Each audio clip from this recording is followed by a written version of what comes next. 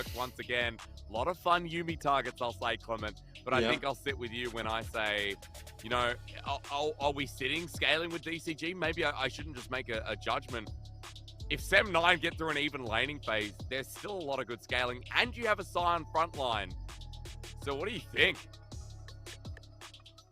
I'm not sure what I think, but it's going to be fun either way. Okay, there's a couple of big problems I see with this comp. Number one is their bot lane. It's not easy to farm and survive in this bot lane. This is a purely defensive bottom lane setup with the Scion and the Yumi. And I think it could be possible that they actually... Could they possibly be swapping this? That's what I thought. Yeah. That's what I thought. Maybe a Shin's going elsewhere. But for now, he is still down towards the bottom side with Caspiel obviously hovering here as a Yumi. No Name is set up for top lane and trying to throw a spanner in so you get your second win. I mean, respect the SEM9. Share Dudu is sitting mid. So, Clement, it is the player role. We are going to get a Zeri top. And now we just have to kind of talk about the lane matchup. You've already talked about mid. I mean, you were just mentioning bot. As you said, that is going to be hard to get through.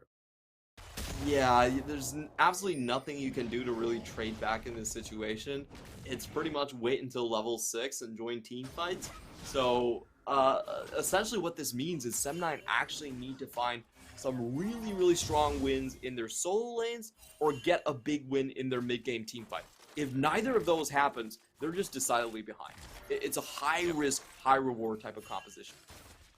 You've got double lethal tempo here for the solo lanes too, as well as Woody's going to set up for a dredge line. But a Shin moving up, well, you can just auto as the Nautilus and you start a W and let the poke begin. It's up to Caspiel to get the healing in as we look at these solo lanes. As you said, getting a big win. We can talk a little bit about the Zeri top lane, Clement, because we knew either way it was going to be either the Vayne up here or we thought it was Sion. But I guess with this AD, similarities, as you would say. Yeah, my biggest question is what type of build is the top lane Zeri going to go into? Because, you know, we have seen Zeri been able to play multiple positions in the past, but that was mainly with the Triforce and Titanic Hydra sort of build. Much more bruisery type of build. I'm not sure you can go for the same crit build in the top lane because you're so burstable by the enemy team here. So I do expect Nona to actually go for, I think the Triforce build might be in the works here coming in for it. Okay, well, Triforce up for No Name. Means that we're already starting with Longsword as well, so might just give it away. Level 3 hit first by Leaky and already pressuring him a bit off the wave. And for DCG, let's kind of talk about what can go right for them, because when you said laning has to go well for SEM9, well, Woody's already roaming and he wants to hit this mid lane. I mean, Share Dudu, look at where the wave is, Clement. Yeah, that's another problem with a purely defensive bot lane. That the enemy support can be wherever they want. They can start taking away scuttles, and if you look at this pathing right here, it does look like Hana has his choice of double scuttle if he so chooses to get it down there. And Shedudu can't even walk up. This is why I was a little bit surprised. I feel like Vayne is a lot safer into the top side of the map. You know, you have to respect the fact that she can just chase you down. So you have to be very careful about managing lane states. Not so much in the mid lane. Mid lane, Vayne is, I think, a much weaker champion in this situation. Yeah, I mean, as you said, you know, you get small burst trades, and for Share Dudu, going up against this Silas, we have to remember what ulti has available as well to punish this Vayne. Look towards the top side. No Name's running in under turret. Leaky stays for quite a while. Gets that auto off as well. He's about to go into the Mega Gnar. I was talking a little bit, Clement, about what this Vayne can do, but maybe it's just not important because as Arashi's on his own camps, he's going to get spotted out. I just feel like DCG want to pull the trigger so bad with the CC they have and how volatile the lanes are. Yeah, for sure. This is such a strong crowd control team coming in from DCG. If they start the fight out first, I think they're just going to finish the fight in their terms. For SEM9, I'm already looking past the laning phase, to be absolutely honest. I don't think you're looking at this and going like, double AD carry has done its job. They need a big fight on Herald. They need an absolute white to happen at Herald. And if DCG decide to just trade or stay in lane, I'm not sure how SEM9 actually comes back from this situation. True. Well, as No Name gets straight up in the top side, I want to mention that it's already starting off in a negative effect. Mid with the CS lead, top with the CS lead. Bot is going even, surprisingly enough, for a Shin. Absorbing a lot of that damage with the Yumi on top of him too. So, not the worst case scenario, but DCG getting objective control with all 3 lanes. Pushing practically at this point. Even spotted out by a ward, but there's no way Arashi's going to that side of the map, so Dragon stacking begins for Deep Cross Gaming. Yeah, and they're going to be able to do this consistently throughout the entire game. The bot lane is just not going to work out. So I think the trigger here is for SEM9 to roam the Scion earlier on, find a big pick, and then snowball it into a Herald. That's the play that we're most likely looking for here. And, you know, if some of these lanes from DCG push too far, that could happen. We do have the TP coming in from the Scion. And, you know, once he hits level 6, he can just leave lane with the Unstoppable Onslaught as well. He doesn't even really need the TP. He can come in with an Ignite to get the ball rolling. We talked a lot about our SEM9, you know, comps that want to just go forward. The Zion's been picked up a couple of times as well, but not quite like this for a Shin. And again, I gave him credit for surviving the lane so far, for the fact that he's even in CS, but you look at the rest of the map, it's still burning, and as Hana seems to be in a great position to get this scuttle and then start adding pressure on mid, Woody's now syncing up with him as well, Clement, and we're getting close towards this Herald where, for DCG, having all this control means these neutrals look free, and even the camps, like red buffs available, and Arashi might get a nice surprise. Yeah, there's no way they lose skirmish in this situation. I feel like if Nesty just comes down here and you have Ashing who's not level 6 yet, it should be easy tanking. Quite easy for the taking on DCG's side. You do have to be careful about over the wall though. Yeah, I shouldn't use this decimating smash, but as red buff resets, wasting a bit of time. Chris Carter now moves in as well, and Arashi now just has to hope for the steal as Hana sets it up again. Mid's not going to be joining anytime soon, and Arashi's like, alright, forget that. Caspiel even leaves a Shin in the lane as red buff will go over, and Woody's just like, dude, I don't need to be in lane either, forget this. Is permanent roaming. It's double jungle for both teams. And I really feel like DCG are adding insult to injury here by going double cull in their AD and top lane position. Oh yeah. They know if this laning phase isn't explosive enough for SEM9, the game's just practically over. Well, we're going to see a play come through as Nesty and Woody now sync up. Dudu just has to back away. It's because Herald's up. They try to get pushed, but does it matter? Of course not. Meanwhile, topside, No Name is struggling here as this Zeri. And Leaky, who's about to go into Meganar, gets him so damn low. That Herald is now spawned, and there's nothing they can do. Shin's moving up for ulti, Clement, but if they full on 5v5 this, I think it has to be perfect. Yeah, I think they need a pick to actually start this one out. Or they need DCG to start the Herald first and then come swooping in with the crowd control here. But yeah, this is the problem I said with how DCG can respond here. DCG can just ignore SEM9. Oh. Oh, that was so anticlimactic, just like, oh, well, down goes No Name. Herald in the meantime, but first blood goes over to Chris Carter. This is really smart from DCG. The snipe was beautiful, and the fact that DCG just play away from SEM9's win condition. They say, we know you need a big lead right now, or you're just out of the game. So we're not even gonna contest you. We're just gonna hit this bot lane tower and equalize on gold. Dude, Clement, it's 3k gold. 1 kill, like turret plating means so much, and the CS leads are growing. A Shin who moves up, using everything to get priority. And I'm gonna come back to what you said. As you mentioned, as Chris Carter's just hitting plates and like, where is he? Okay, fire away. Beautiful. It goes through towers too, so I think this is actually inexcusable by No Name. He just wasn't paying attention. Definitely staring at the shop there. For sure. So, I mean, SEM9, impressive draft, but there is a reason we don't see 80 carries in solo lanes at the moment. There is a reason, Clement, we don't see a team that is so volatile with the first portion of its game. I mean, how are you going to use this Herald? That's my question to you. How are you going to use it when all 3 lanes are losing this hard? I don't know. I feel like they have to abandon bot lane. Bot lane is down to one plate. It's not going to be there for long. I believe Jinx has already gone back for her item purchase here. So even with them in lane, they're not going to be able to stop Cascada. So I think the correct play here for them is actually just to roam the bottom side, go somewhere else, and you got to bet on it right now, because if you don't, you're not even going to drop the Herald. Yeah, and the game's just going to be done before you even get into this mid game, right? Before you get to the point where maybe you can take some of these fights. As you were saying, items getting picked up. Cascada and Nesty here with their first mythics. I'm looking across the board, but we are a fair way off. Right now, Dudu is the one closest with the Noon Quiver as the Shin starts moving up. But it's second Dragon that's now alive. DCG have so much more gold. And this Scion, still with only a Bami Cinder and Tabi, means that he's not going to be the perfect front line to set up for this contest.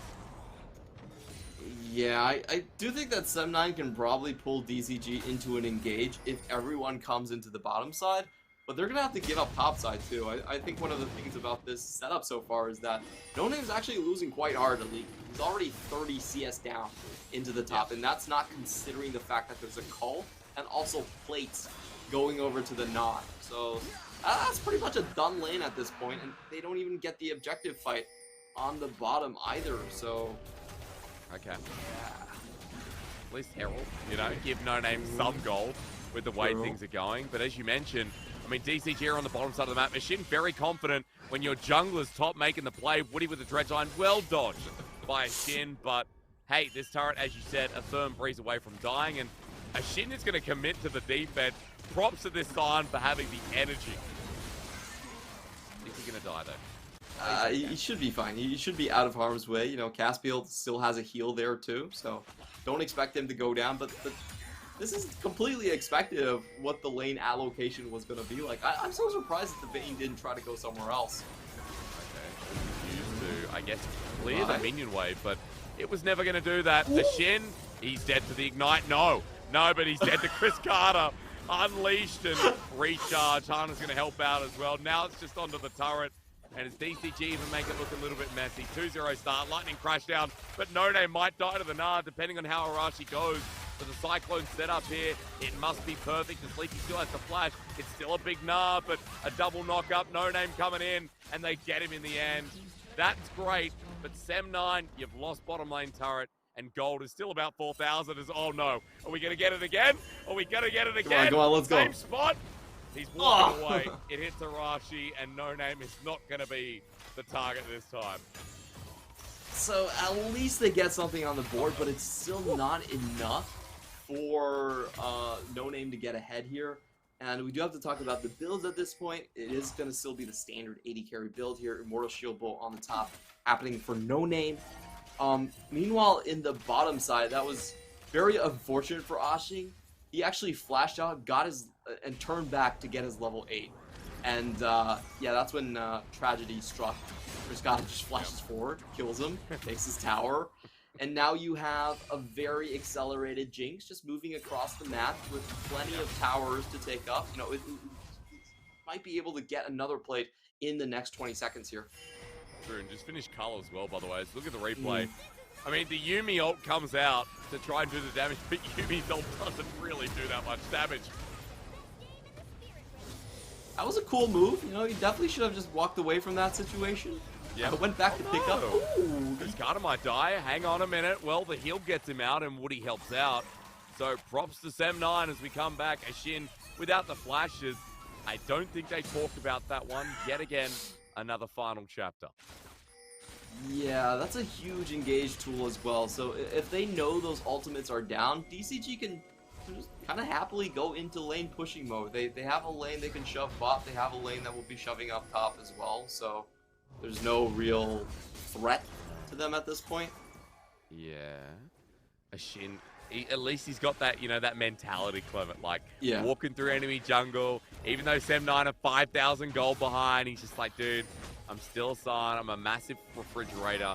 4 members up in this top side too. So second Herald will go to SEM9 here. You got to say one thing, at least they're getting these objectives, but DCG still want to contest as Nesty's ready to go in. Still without a hijack. Nesty, whose ulti are you going to steal been pretty quiet so far as SEM9 still looking for the smite as they bring in their 5th member. Woody goes to the engage and stolen by Hana from bad words to share due to his death. The Vayne doing nothing as No Name's up next. Here, the Death Rocket. Chris Carter is bullying this top lane Zeri as the Shin goes down next. And this Jinx is having the time of her life, Clement. And this draft is not working at all.